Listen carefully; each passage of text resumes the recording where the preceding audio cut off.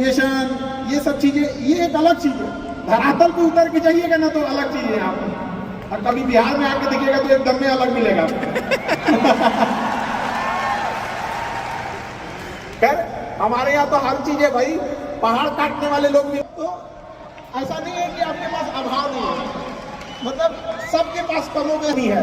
लेकिन कितना बहाना बनाएंगे हम लोग, कितना रोएंगे कि भैया हमारे पास इस चीज की कमी है। दुनिया का कोई इंसान पूर्ण नहीं है, सबके पास कुछ कमी है। शायद जिसे हम कहते हैं कि ये बड़े लेवल का आदमी है, उसके पास बड़ा प्रॉब्लम है। छोटा के पास तो छोटे प्रॉब्लम है, बड़े के पास बड़ा प्रॉब्लम है। दुनिया का कोई आदमी जो नहीं है जिसके पास प्रॉब्लम नहीं है।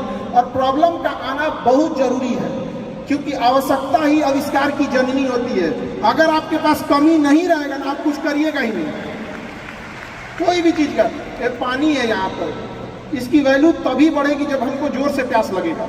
अभी नहीं लगा है, इसका थोड़ा सा हमको लगता है कि कम है, कोई वैल्यू उतना नहीं। अभी लगेगा ना थोड़ी देर बाद प्यास, तो लगेगा ना बहुत जरूरी चीज है।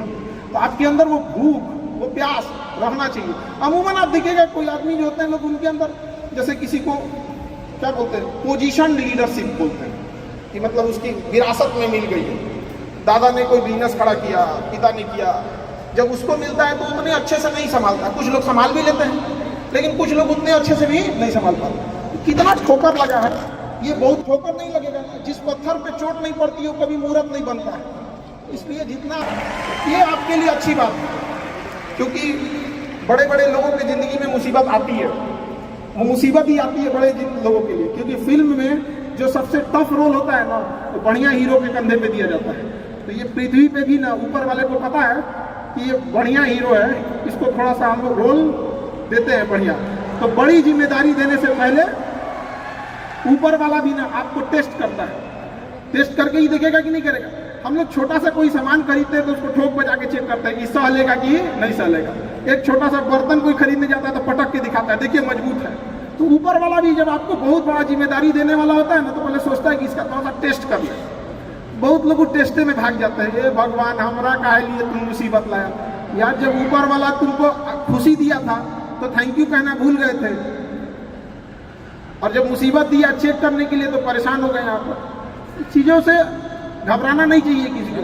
जिसके जिसके जीवन में कठिनाई आ रही है, आप समझिए कि आप एक सही रास्ते पे जा रहे हैं, क्योंकि वही रास्ता सफलता का है।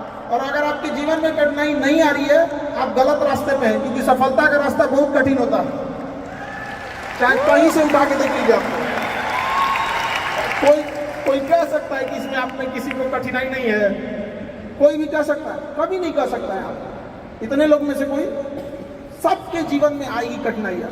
कठिनाई का आना है, और करके निकल जाएंगे हम लोग, यहाँ सीखेंगे। और कठिनाई से आने से एक चीज और फायदा होता है कि हमें समाज की एक वो हिस्सा देखने को मिलता है जो हम नहीं देख पाते। कठिनाई के बाद पता चलता है कि दुनिया कैसी थी और हम कैसा समझ रहे थे इसको। बहुत जरूरी है इस चीज को, समाज का एक असली चेहरा दिखा के रखना लोगों को। आजकल यंग जनरेशन जो है ना, अचानक सोचती है सफल हो जाए। अचानक कभी नहीं सफल हो सकते। रातों रात जो सफल होते हैं ना, रातों रात गायब हो जाते हैं। आप कई एग्जाम्पल होंगे आप लोग के पास जो देखे होंगे, रातों रात सक्सेस होता है ऐसा, फिर उसके बाद देखिएगा रातों रात गायब भी हो जाते हैं। क्योंकि धीमी आंच पे ही खाना तेज अच्छा बनता है, और अचानक बना देंगे खुद तेज जल जाएगा खाना। इसलिए थोड़ा थोड़ा स्टेप बाय स्टेप कोशिश कीजिएगा कि आगे बढ़े, चाहे आप जिस फील्ड में हैं, वट एवर फील्ड आपका बेहतर जानते हैं आप लोग, एक्सपीरियंस आप लोग के पास होगा चीज़ों के लिए। लेकिन ज़्यादा दिमाग लगाने के, प्लानिंग व्लानिंग के चक्कर में मत रहिएगा। कोशिश कीजिएगा कि आज का आज चीज़ों को एग्जीक्यूट करें। जितना जल्दी एग्जीक्यूट करेंगे उतना जल्दी आपको कुछ एक्सपीरियंस गेन करेंगे, फिर आगे बढ़ने का आपको और जो भी कठिनाई होगी उससे आगे बढ़ के निकलेंगे आप लोग वहाँ पे। डिसीजन लेने के टाइम पे ज़्यादा किसी के इन्फ्लुएंस मत होइएगा। और कई बार होता है क्या है ना कि हम किसी के दबाव में डिसीजन ले लेते हैं। आप सुनिए सबकी, अकेले डिसीजन मत लीजिए, 3-4 आदमी से देखिए, ताकि नहीं तो मोहम्मद बिन तुगलक हो जाएंगे। अकेले डिसीजन लेंगे। वो राजधानी चेंज कर दिया, दिल्ली से लेकर चल गया दौलताबाद तक, और गर्मी के दिन में आधा आदमी को ले जाकर मुँह दिया उधर ले जाकर, फिर यार तो आधा मर गए। मुझे कैसे, कहा महाराज इतना दिक्कत था, कहा वापस चलो, वापस ले जाकर मार दिया था। अपने से डिसीजन लेने के चक्कर में मत रहिएगा। 2-4 बार आप देख लीजिएगा। और दूसरों के एक्सपीरियंस से सीखना बहुत जरूरी है, क्योंकि खुद के ठोकरों से अगर आप सीखने की कोशिश कीजिएगा तो शायद ये जन्म आपका ठोकर खाते खाते ही खत्म हो जाए। तो दूसरों के ठोकर से आप सीख लीजिए ना। आदमी थोड़े दूर जाता है तो किसी से पूछ लेता है कि कहाँ से मुड़ना है, कहाँ से नहीं मुड़ना है। तो अपने जीवन में भी कभी कुछ है तो सीख लिया कीजिए। कभी कभी आपसे छोटे लोग भी आपको बहुत अच्छा ज्ञान दे देते हैं। कोई इस चीज़ का अंत नहीं होता है सीखने का। सीखने के मामले में थोड़ा बेशरम बनना पड़ता है कि भाई जहाँ से मन मिले वहाँ से सीख लेना चाहिए जो भी चीज़। हमको तो लगा था कि विवेक बिंद्रा जी हम लोग को भी कुछ सिखाएंगे। हालांकि चीज़ें बहुत पता है। एक दो साल पहले, 1.5 साल पहले हमसे एक बात उन्होंने बोला था कई चीज़ों के लेकर, डिसीजन को लेकर। काफ़ी अच्छी मित्र है हमारे। तो उन्होंने कहा कि इक्विटी जो है वो काफ़ी इंपॉर्टेंट चीज़ होती है। कई बार ऐसे डिसीजन लेने में, हम लोग एक टीचर हैं, उतना बिजनेस के बारे में हार्डकोर उतना आइडिया नहीं था, टीचिंग के मामले में ज़्यादा था।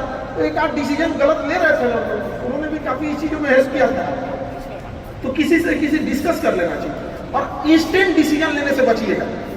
इंस्टेंट अचानक कुछ हुआ, नहीं हम भी ऐसा करेंगे, ऐसा नहीं होना चाहिए। इंस्टेंट डिसीजन कभी भी हमेशा खतरनाक होता है। डिसीजन क्या ले रहे हैं आप सामने वाले का सुनिएगा। कई बार ऐसा होता है लोग डिस्कशन के नाम पे अपनी बतिया ठोक देते हैं। 4 आदमी के बीच में बैठेंगे और कहेंगे हम ऐसा सोच रहे हैं। ऐसा कभी मत कीजिएगा, पहले उनकी सुन लीजिएगा कि वो लोग क्या बोल रहे हैं। क्योंकि जब आप किसी बड़े लेवल पे होते हैं ना, आप कहेंगे कि हम ऐसा सोच रहे हैं तो आपके नीचे वाले लोग भी ना आप ही की बात में हम यहाँ मिला देते हैं। तो बेटर है पहले उनके अपना बोलने से पहले उनकी बातें सुन लीजिए कि वो क्या कहना चाह रहे हैं, तभी जाके किसी डिसीजन पे पहुंचे। इंस्टेंट डिसीजन चीज़ों से बचेगा। और अभी डिजिटल इंडिया आ गया, सब